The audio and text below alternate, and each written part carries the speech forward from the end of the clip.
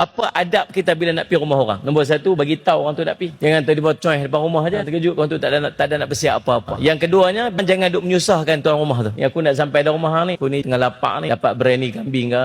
Sedap juga. Anak aku ni jenis tak minum yang lain, dia kena minum Milo saja. Rumah hang dia Milo dah ni. Dan salah satu daripada tidak menyusahkan tuan rumah ialah duduk di rumah dia tidak melebihi daripada 3 hari. Dan adab kita pula sebagai tuan rumah bila tetamu nak main rumah kita, nombor satu sekali tuan-tuan, senyum. Tunjuk yang kita gembira bila tetamu nak main rumah kita ni. Bila orang main rumah kita, tunjuk gembira. Dan yang kedua tuan-tuan, jamu ayak. Kita jenis sembang 2 jam. Sembang. Kita ni kena reti. Bagi kuih sikit ke, bagi apa sikit lah. Jangan duk biar kawan tu kering teka. Nombor 3, dia tetamu kita 3 hari 3 malam. Hari pertama jamu bagi lebih sikit. Tu adab dia. Hari kedua, hari ketiga jamu macam biasa aja. Macam biasa, macam kita duk biasa makan di rumah. Takat tu je tetamu kita. Lebih pada 3 hari, dia bukan lagi tamu kita dan kita boleh minta dia keluar dari rumah kita. Boleh tuan, tak berdosa pun. Kita nak pergi rumah orang pun jangan lebih 3 hari 3 malam. Orang main rumah kita pun kita boleh layan dia takat 3 hari 3 malam je. Hari ketiga nak masuk, hari keempat boleh habaq ke dia. Kata hang sampai hati hang nak halau kami keluar. Tak, memang boleh pun, tak ada masalah. Entah pasal apa? Dia dikira sebagai tetamu sakat 3 hari 3 malam, lepas tu tak.